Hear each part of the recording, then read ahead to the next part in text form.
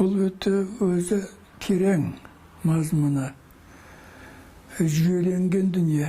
Бірақ біз оны көп кешен ашамай келгенбіз. Өйткені бұл Абайдың шығысына байланысты мәселе. 1949 жылы орталық партия комитеті космополитизм туралы қаулы шығарған. Сонда батысқа бас игендерді қиратамыз, шығысқа бас игендерді қиратамыз деп бәрін қиратып, қамап, айдап жіберді ғой. Содан кейін Абайдың шығысына сөз айту болмай қалды. Солай бұл нәрсе шешілмей қалған еді. Әуезов бұны сезді, бірақ ол кезде бұны айта алмады, себебі бұл тікелей дінге байланысты, бір жағы дінге байланысты. Сондықтан мен кейін докторлық диссертация қорғауым керек болды, осыған қызықтым. Соны кірісіп кеттім, бірақ жолым бекітулі тұрды, оған қарамадым. Сонан мен әуелі мынау араб, парсы әлеміндегі осы кәмили инсани деген болды. Кемел адам деген сөз ғой, соған қызығып, зерттеп, Қабуснама деген кітапты оқып, одан кейін Құдатқы бөлікті оқып, осыны іздей бастадым. Бірақ толық адам деген ешерті айтылмаған. Соңғы мен ойладым, бұл ілім қайдан келсе де осы мұсылман әлемінен келген деп. Сөйтсем кейін зерттеп қарағанда бұлай емес. Мұсылман әлеміне бұл, мынау Иранның үлкен ғалымы бар, Мұртаза деген, соның «Усовершенствование человека в исламе» дейтін кітабы бар. Сол кітапта ол айтады, 12-ші ғасырға шейін араб, парсы әлемінде кемел адам деген ұғым болған емес дейді. Ал олай болса Құдатқы бөлік 11-ші ғасырда жазылған, 11-ші ғасырда және қазақтың жерінде жазылған. Қалай бұл алдында түсіп кетеді деп ойладым ғой. Соны зерттеп қарағаннан кейін бұл мәселенің төркінін таба бастадым. Бұл араб парсыдан келген емес. Тура қазақтың өз жерінде пайда болған біздің ата-бабаларымыздың ойлап тапқан ғылым екен, ілім екен. Біздің эрамыздан бұрын 7-ші ғасырда мына Шахнамада Афрасияб туралы айтылады. Оны алып ертоңа деп атайды түріктер. Сол кісі айтады, мені Ахи деп біліңдер, ол менің жария атым болсын деген ана дастанда ол туралы жазылған сөз бар. Сол Ахи деген сөзді ұстады мен. Ахи Құдатқы бөлікте айтылады, анада сүйсем бұл көне түрік тілінде жомарт деген сөз екен. Сол біздің эрамыздан бұрынғы 7-ші ғасырда ең жомарт, ақылды, ер мінезді адам, жаңағы Афрасияб, біздің бабамыз болған, Тұранның патшасы. Оны парсылар Афрасияб деген, біз алып ертоңа дегенбіз. Осыдан тараған екен. Содан кейін түрік қалаларында, ол кездегі түрік қалаларында, қалқын қалаларында Афрасияб, Ахи деген ұйымдар құрыла бастайды. 10-15 жігіт бірге болады да, бір кәсіпті істейді, тапқан ақшасын бір күнгі тақшатысын. Өзінің отбасына керектісін алады олар, қалғаның бәрін сол маңайдағы кедей-кепшікке, ауруға, шал-шауқанға таратып отырған. Содан елдің ішінде не дейсің? Ахилар деген енді үлкен культ пайда бола бастайды. Сонда аналар өзінің қамын ойламайды. Тек қана өзінің күн көретін тамағын алады да, басқасын бәрін беріп отырады. Содан 1069 жыл Шу өзенінің бойында қала болған. Бұл сол Жүсіп Баласағұн деген ақын боғадан шыққан. Сол кісінің Құтты білік деген кітабы бар. Бұл өте патшалардың сарайында сақталған. Себебі елді қалай басқару керек. Соның бәрін әдістерін айтады. Қандай жаңа қаған болады, оның уәзірі болады, өнген басқа шет елдермен қатынас жасайтын елшілері болады, әскерді бастайтын қолбасшы болады. Солардың бәрін, міндеттерін бәрін айтып береді. Сонда 4 кейіпкер болады онда. Күн туды дейді, бұны патша қаған есебінде қояды. Айтолды дейді, бұны дәулет есебінде қояды. Содан кейін ақыл деген болады. Одан кейін барады да қанағат деген ұғым болады. оны бір сопының несіне. Сонда 4 адам жаңа құдаттық көкелікте бірімен бірі айтысып, сөйлесіп отырады. Сонда қарап отырсақ, бұл жай нәрсе емес екен. Бұл жаңағы ақи, кейіннен барып жауан мәртілік деген. Жауан мәртіліктің 4 негізі бар. 4 негізіне жаңағы 4 адам жатады. Содан пайда болған екен. Ол кезде бұл әлі неде жоқ. Араб, парсы әлемінде жоқ. Бізде ғана бар. Кітапта да айтады, бұл жалғыз ғана кітап. Басқа жерлерде бұндай түрікте кітап болған емес деп айтады. Бұл өзі үлкен әлем екен қарап отырсақ. Кейіннен барып шамасы араб, парсы әлемі қайта бізден алған сияқты. Осы мәселен. Олар бізге 8-ші ғасырда келді. Бірақ ондағы ең мықты идеологы Қожа Ахмет Яссауи.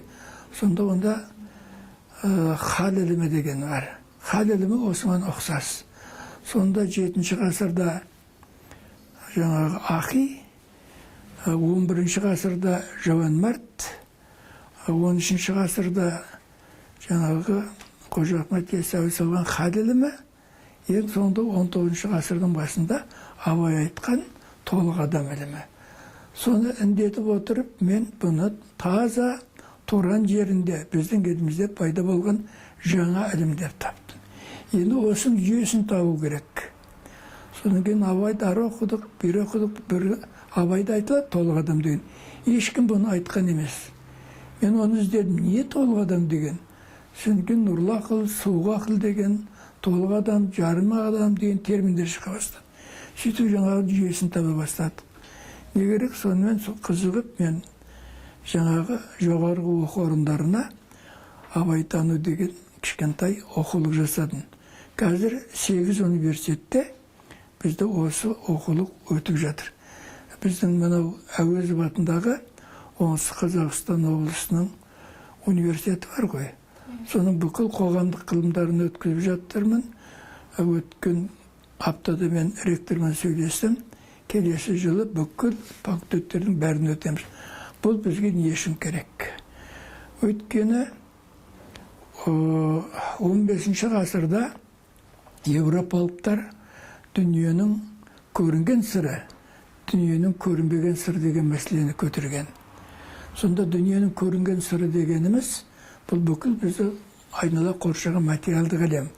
Соның заңын біліп, ғылымын біліп, қазіргі мейлінше байлық қалып білді ғой. Бірақ Европа осыны терең дамытты, байлық қалып білді, бірақ олар ғылымды имансыздық жолға бастады. Неге? Ол тек адам қыратын қару-жарақ жасады. Бүгінде жан таласып, біреуі бұлай өлтіретін, біреуі бұлай өлтіретін жаңа қару-жарақты іздеп жатыр.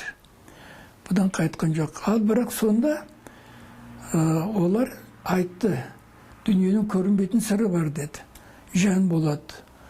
Айтады, көзбен көре алмаймыз, таразыға тарта алмаймыз, прибормен өлшей алмаймыз, оның керек не бізге. Дейді, бірден 15-ші ғасырдан Европа материалистік жолға түседі. Дүние табу, баю, қыру, жою, тағы басқа мәселесіне кетіп отырады. Ал дүниенің көрінбеген сырын олар лақтырып тастады, безді. Ал қазір кезде осының жазасын көріп отыр. Байлық бар, барлығы бар, шіріп жатыр адамдар. Моральный жағынан. Еркек пен еркек үйлесіп жатыр, әйел мен әйел неке қидырып жатыр. Бұл сұмдық адамзат баласында болған азғындықтың бұрын соңды болмаған түрі. Бұны Абай да білген. Абай 7-ші сөзінде айтады. Дүниенің көрінген әм көрінбеген сырын біртіндеп немесе бұны толық білмесек, адамның жаны хайуанның жаны болады дейді. Және екеуін бірлікті алу керек деп қарайды. Байқап отырсың ба, аналар бірлікті алған жоқ, тек бір жағына кетіп қалды. Абай бірлікті ал деп отыр. Енді біз бүкіл біздің Совет өкіметінен бері қарайғы идеологиямыз марксистік, материалистік көзқараспен қалыптасты, атеизммен қалыптасты. Құдайды олар жоққа шығарды. Сөйтіп дүрілдеді ғой. Қазір соның негізін саған кванты физиктер ең атомның құбылысын ішкі заңдылығын зерттеген, солар негізін саған материалмен. Қазір олар Нобель сыйлығының лауреаттары бірігіп отырып, біздің жолымыз қате екен деді. Себебі біз адасыппыз. Материя мәңгілік емес.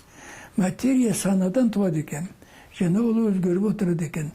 Сонда материя әлемді билемейді, материализм әлемді билемейді, әлемді билейтін жоғарғы ол сана дегенге келді. Яғни ендігі ғылымның дамуының барлығы да осы жаңа ұлы санаға. Ал оны білу үшін жаңағы Абай айтқан дүниенің көрінбеген сырын білу керек.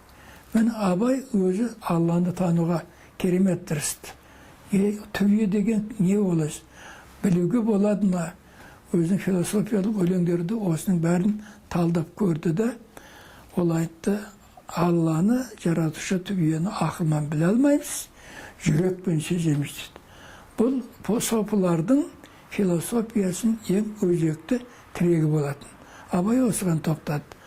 Сонда Абайдың жолы дұрыс болды. Кейінен шәкәрім арғылымы оқылса деп армандады. Енді сол арман шәкәрім іске асырдық қой. Абайдың толық адам екеуі бір, соны қазір оқытып жатқан жағдайымыз бар. Бұл өзі не дегенде, дүние жүзінде қалай дамыған дегенде, мына Қытайларда біздің ерамыздан бұрын 3-ші ғасырда қойдым, Конфуций дегені болды ғой. Сол кісі кемел адам туралы пікір білдірді. Адамгершілік туралы пікір білдірді. Біздің жерімізде жаңағы ақи арқылы біз білдірдік. Ал содан кейін мына үнділерде осы мәселе сөз болды. Бірақ әлі қылым еған жоқ, қалыптасқан жоқ қылымы негізде. Неге Абай осыны жасауға келді осы ілімді? Бұл ілімді әуезі білді, бірақ ол кезде айта алмады. Жаңа шығысына барған адамның бәрін айдып еғылған еген, оттан отырды. Мен соған қызықтым. Менің жолым болмайтын білдім. Керемет қарсылық болды маған. Сонда да отырып алдында жаңа диссертациямды ақыры қорғып жазып, бітіп, кітап шығарғаннан кейін біздің жаңағы үлкен адамдардың біреуді қолдамай қойды, бәрі қарсы болды. Содан 8 жылдан кейін барып Горбачевтың перестройкасы болды ғой. Сол кезде олай-бұлай болып кеткенде, мені әуезов атындағы әдебиет институтында істеймін. Онда профсоюздың бастығы едім, ол кезде профсоюз мықты болатын. Сол кезде жаңа апой-топойдың ішінде әйтеуір қорғап шықтым ғой. Кейін астынан ары жазылды, бәрі осы келді. Сонда мен нені анықтадым? Сонда Абай салған толық адам ілімі бұл қазақ жерінде пайда болған ұлы ілім. Бұл Конфуцийден бұрын пайда болған ілім. Оның отаны біз деп отырмыз. Енді бұл толық адам деген не дегенде бұнда 3 нәрсе бар. Алланың бойында 8 түрлі сипат болады. Соның ең шешуші сипаты құдірет пен ғылым. Осы екеуін біріктіріп алады да, Абай бұны ғақыл, яғни ақыл деп алады. Біреуін содан алды ма, өнген нақылия, ғақылиялық дәлелдерге сүйене отырып, рахым деген, әділет деген ұғымды алады. Осы 3 сөздің бірлігі біз айтып жүрген толық адам дегеніміз осы. Бірақ бұның жүйесін терең түсіндірмесең, бұған адамдар түсінемей қалады. Біздің студенттер оны жақсы біледі қазір. Біз мықтап миына құямыз. Системасымен, жүйесімен жаңағын бәрін оқытып алады. Енді неге Абай осыны жазды? Неге бұл Абай келді оған? Бұның себебі Торайғыров айтады, Абай тұсы қазақтың бұзылғаны, қаралыққа айналып қызылғаны. Елдігіне, жеріне, әмдініне құрылды талай тұзақ, талай қақпан. Біз сол тұзаққа түстік, патшаның қақпанына түстік. Сөйтіп барып біздің мінез құлқымыз бұзыла бастады. Біздің мінез құлқымызды бұзу үшін алдыманан ұзын арқау, кең тұсау деген билікті әкелді. Оны қазір жұрттары біле бермейді, менің терминім бұл. Бұл не? Мысалы, кіші жүзде сұлтан правитель дегендер болды. Орта жүзде аға сұлтандар болды. Онда жаңа 1-2 облыстың билігін бір адамға берді. Онда қазақтар отырды. Онда батыста төрелерге берілді. Мынау орта жүзде әуел төрелерге берді, олар сенімсіз болғаннан кейін қарапайым қазақтарға берді. Құнанбайдың сол кезде аға сұлтан болатыны бар. Бұл алғашқы кезең. Сонда ненің Батыс Сибир генерал-губернатор Спиранский деген болған.